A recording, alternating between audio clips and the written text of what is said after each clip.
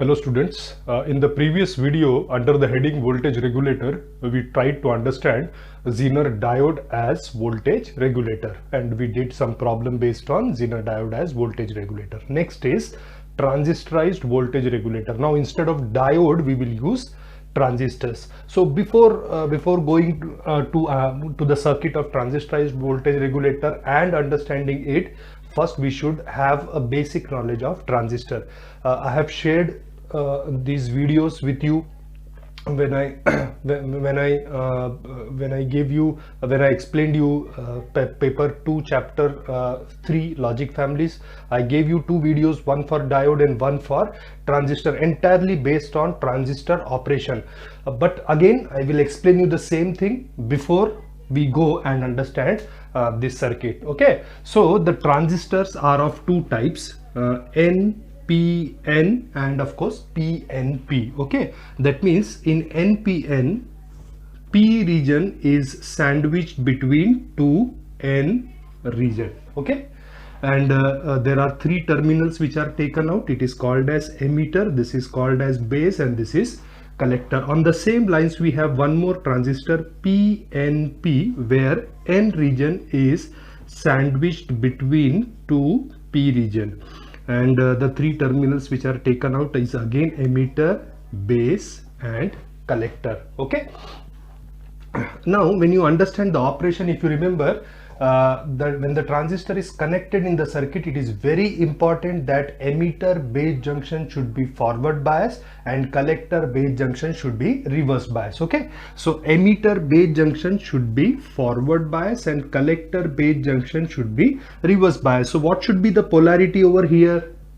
Now for an NPN transistor, this emitter base junction for forward bias, N region should be connected to negative and P region should be connected to positive. Similarly, for this PN junction, if it has to be reverse bias, collector base junction should always be reverse bias. So when it is reverse bias, P should be connected to negative, N should be connected to positive. Okay, this is minus, this is plus. Now this potential which we have applied is applied between emitter and base. This is called as VEB, and this potential is applied between collector and base. This is called as VCB. Okay, the operation is exactly similar. Okay, for the PNP transistor, again emitter base junction should be forward bias and collector base junction should be reverse bias. So emitter base junction, P connected to positive, N connected to negative. And collector base junction should be reverse bias. So reverse bias, N connected to positive, P connected to negative. So this is VCB and this is VEB. Okay, so this is the basic configuration, basic connection or polarities which we apply for NPN transistor and PNP transistor. Now see the operation or the working of NPN transistor. See what happens is, now this potential is called as forward bias potential and this potential is called as reverse bias. Similarly here, forward bias and reverse bias. Now this negative terminal will repel electrons from N region. Number of large amount of electrons will move out of emitter into base. A very important point which has to be remembered is that emitter is heavily doped, base is slightly doped and collector is moderately doped. So what happens is, as I said, emitter is heavily doped, large amount of electrons will move out of emitter into base. That will constitute emitter current IE. Okay.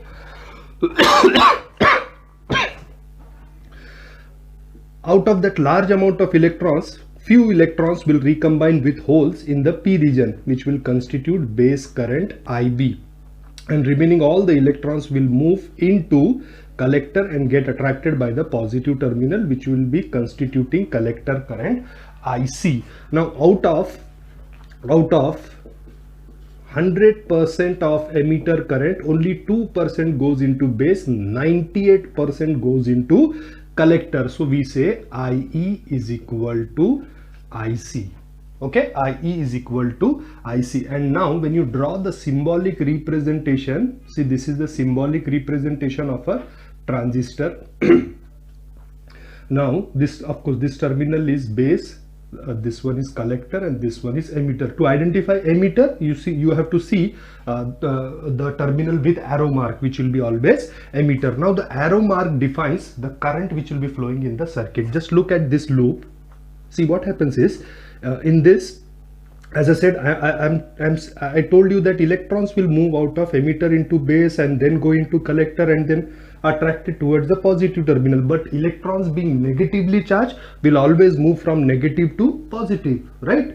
But conventional direction of current is always taken from positive to negative. So here the current is flowing out of emitter.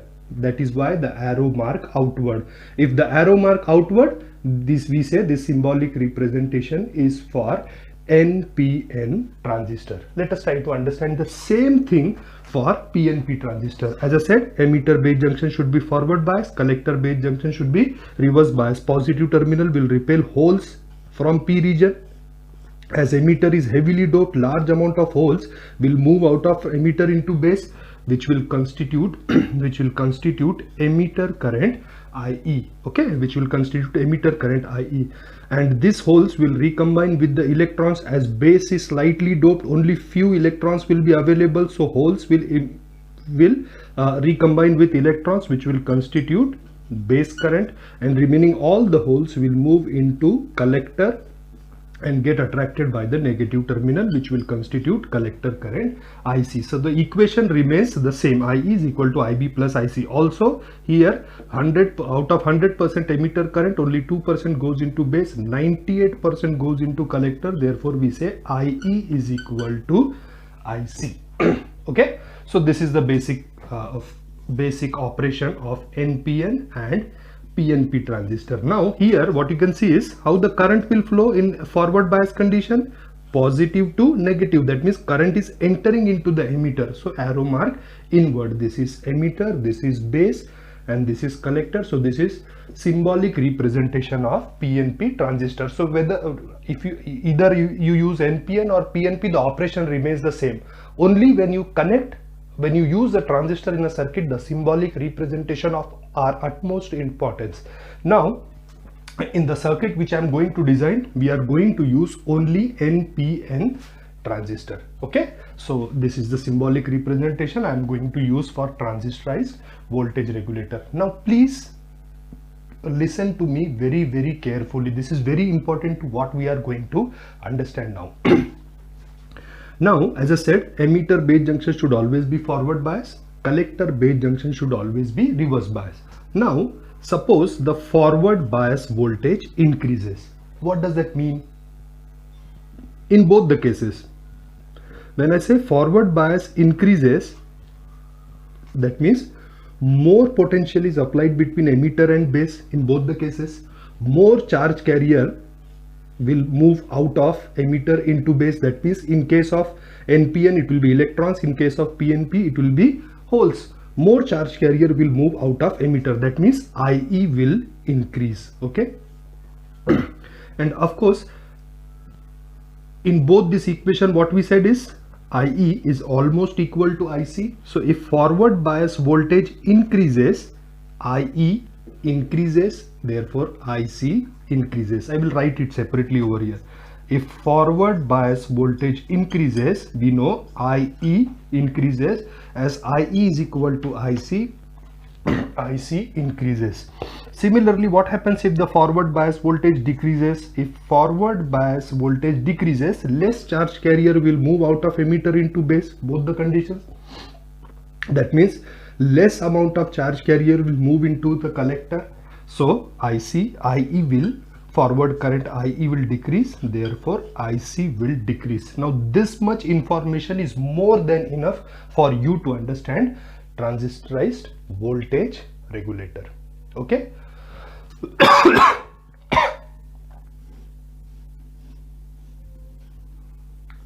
This is the main transistor.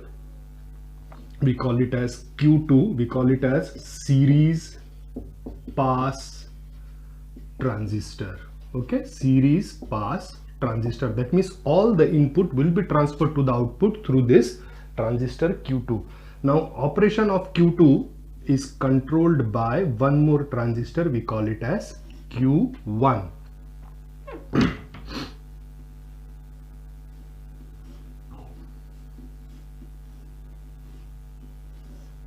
okay, Q1. And on the emitter side there will be Zener diode which is connected, which will be always in breakdown region. And you know, when a Zener diode is in breakdown region, what happens? The voltage across Zener diode remains constant. Okay. So this is your input V in, which will be applied over here. Then there is a series resistance which controls the current through the Zener diode. I will call it as RS. And there is one more resistance R1 which provides current to the base of the emitter Q2 and collector of Q1. Both are NPN transistors. So let this current be I1. This is the total current flowing into the circuit. Now this I1 gets distributed at this point. Some current will flow through the base of Q2. I will call it as IB2. And some current will flow through the collector of Q1. So it will be IC1. Okay. Then there is a voltage divider, two resistors connected in series, R1 and R2. They will form a voltage divider and will be connected in parallel to a load resistance. Load resistance, that means a resistance across which the output voltage is taken. Okay, let this be current. Let this be current IL. So this is the basic circuit diagram of transistorized voltage regulator when a series pass transistor is connected in the circuit. Okay, now let us try to understand. See, what happens is, this between these 2 points, what is the output voltage? Of course it will be the voltage across RL, which will be V0. And this same point, in parallel to this same point, we have connected two resistors in series. They form a voltage divider. That means some voltage will be dropped across R1, some voltage will be dropped across R2. That means whatever be the output voltage, it will be divided into two parts, and some voltage will be dropped across R1, some voltage will be dropped across R2. We will call the voltage drop across R2 as VF, which is feedback voltage. Now this feedback voltage is further divided into two parts. Okay, some voltage will be dropped across Zener, so it will be VZ. And as I said, Zener diode will be in breakdown region, so VZ will be always constant. And some voltage will be dropped across base emitter junction of Q1, so VEB, that means forward bias voltage of Q1. So some voltage will be dropped across VEB and some voltage will be dropped across VZ. First, let us write the formula for VF. As I said, VF will be the voltage divider formula which will divide the output voltage. So it will be total voltage, which is V0 divided by R1 plus R2 multiplied by the voltage drop across, we are taking it as R2. So total voltage divided by total resistance multiplied by the resistance across which the voltage is taken. So VF is V0 upon R1 plus R2 into R2. In that, R1 and R2 are fixed. So VF depends upon V0, right? So any change in V0 will produce change in the feedback voltage. And what is feedback voltage? Feedback voltage is VBE plus VZ. And that VZ is already in breakdown region, so VZ will be constant. So any change in VF will produce change in the forward bias voltage. And you know, if forward bias voltage increase, IE increase, IC increase. If forward bias voltage decrease, IE decrease, IC decrease. So let us try to understand the working of this circuit. Okay, so let's say the output voltage tends to increase. So if V0 increases, what happens? VF, feedback voltage, increases, right? The voltage drop across R2 will increase. And this voltage drop is distributed between these 2 points, VEB and VZ. VZ is constant. So what happens is the forward bias voltage VEB will increase. And what happens if the forward bias voltage increases? IE increases. As IE increases, IE is equal to IC, so IC increases. So for Q1 emitter current IE1 increases, therefore IC1 increases. But as the input is constant, what happens is I1 is constant. So if IC1 is increasing, what happens?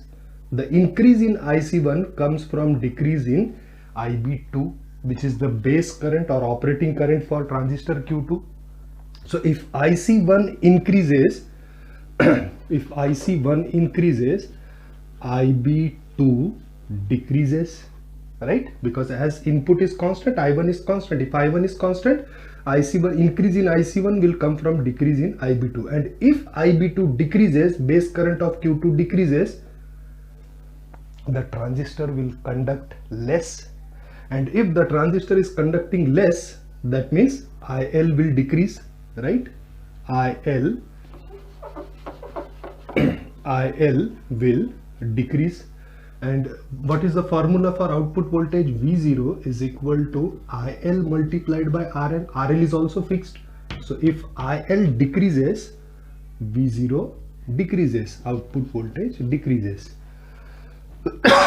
So if output voltage tends to increase, feedback voltage will increase, VEB will increase, IE will increase, IC will increase, therefore IB2 will decrease, which will decrease IL, and therefore the output voltage will be brought back to its initial condition. So this is the first case. Second case, say if V0 tends to decrease, if output voltage tends to decrease, R1 and R2 are fixed, so VF will decrease. If VF will decrease, VEB will decrease, therefore forward current IE decreases, IC decreases, and IC, if IC decreases, what happens? By default the excess current will flow through the base, so IB2 increases, matlab base current for Q2 increases, so therefore Q2 will conduct more. If Q2 will conduct more will be the current flowing through the Q2, therefore IL will increase, and if IL will increase, V0 will increase. So if V0 tends to decrease, it will make sure that the circuit will make sure that the output voltage remains constant. So this is how transistors can be used as a voltage regulator. As we said, regulator means anything which keeps the output constant. Voltage regulator means the circuit which makes the output voltage constant. So that is how transistorized circuit can be used as a voltage regulator. I hope you have understood. The next topic is current limiting in a transistorized voltage regulator. I will give you a case to understand, and therefore we will try to understand why there is a necessity to limit the current in a transistorized voltage regulator. Okay. Let us first condition. Suppose if load resistance across which output voltage is taken is decreased. Okay, we know V0 is equal to IL multiplied by RL, right? If RL decreases, what happens is, as we are designing a voltage regulator, the output voltage should be constant. So to compensate RL, IL will increase. We have the equation, right? What we said is, suppose RL increases, output voltage decreases. If output voltage decreases, feedback voltage decreases. If feedback voltage decreases, forward bias voltage IE decreases, IC decreases, IB2 will increase, IE1, IC1, IB2 will increase, and if IB2 is increased, Q2 will conduct more, that means IL will increase. So if RL decreases, this entire operation will take place. At the end, to compensate, IL will increase, so that output voltage is kept constant. Now this increase in IL is coming from transistor Q2. When I say transistor Q2 is conducting more, that means more amount of current is flowing through the transistor. Suppose if we further decrease the value of RL, what happens is, again to compensate, Q2 will conduct more, IL will increase.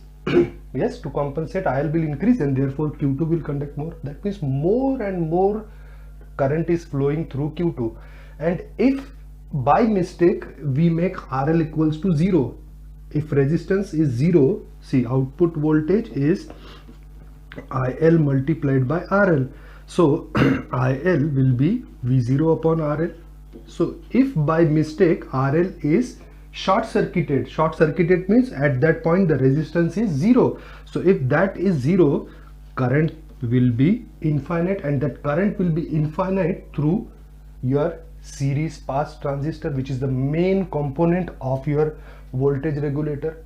So if current is infinite, every transistor, every electronic component has its limitation of how much current which can be withstand by the transistor or the diode, the component, right? So there is a withstand capacity. If more current flows through that same transistor, what will happen is the transistor will burn out. The transistor will burn out and the entire circuit will stop operating. Okay, see, what we are trying to do is we are trying to design a power supply, right? Power supply which will run an instrument, say your modem. Your modem is running with the help of a power supply, and if if this thing happen, what will happen is if by mistake the output load resistance becomes 0, current through the circuit will be infinite, and if current is infinite, the power supply also breakdowns and the instrument is also affected, whichever instrument we are working with the power supply. So that should not happen, and therefore we need to limit the current in a transistorized voltage regulator. So that is what we will try to understand, and that is what is the objective of understanding this topic. Okay, so the entire circuit remains the same. The only thing which will change here is now we will have one more transistor. Okay, one more transistor. We will call it as Q3. Okay, one more transistor, and in series with Q2 we will connect a resistance. This is called as sensor resistor. Okay, sensor resistor. Of course, when current flows through the sensor resistor, there will be a voltage drop, and that voltage drop will be between the base emitter of Q3, which is the forward bias voltage of the transistor. And what is the forward bias voltage? If it is silicon, it will be 0.7 volt, and if it is germanium, it should be 0.3 volt. That means for transistor to operate, the base emitter voltage should be how much?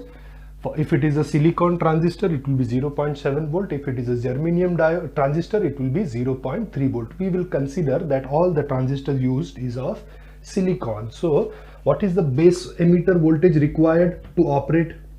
0.7 volt. Okay, now for a circuit to operate properly, there should be a limited amount of current which will be flowing through the circuit, and that limitation is 600 milliampere to 700 milliampere. Okay, now we know the current which will be flowing through the permissible amount of current which will be flowing through the sensor resistor.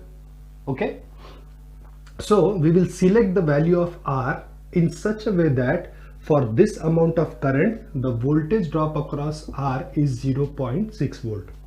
Okay, so if it is 0.6 volt, what happens is the base emitter voltage is 0.6 volt. If it is 0.6 volt, Q3 will be in off state. Base emitter hasn't got enough voltage to trigger the transistor, so base emitter voltage will not be biased properly, and therefore Q3 will be in off state. So if Q3 is in off state, just imagine as if Q3 is not connected in the circuit. So the circuit remains exactly the same as we have understood for transistorized voltage regulator. Its operation will be exactly same. But in case RL decreases or RL gets short circuited, at that point what will happen is Q2 will conduct heavily, current will increase, and that current will flow through sensor resistor, which will increase the voltage drop across sensor resistor. So the circuit is designed in such a way that for 600 milliampere to 700 milliampere, the voltage drop across resistor is 0.6 volt. Q3 will be in off state. If Q3 is in off state, all the current will flow through Q2 to to load resistance to ground. Okay, but if the current increases above 700 milliampere, what happens is the voltage drop here becomes 0.7, which will be given as base emitter junction of Q3. So Q3 will be switched on.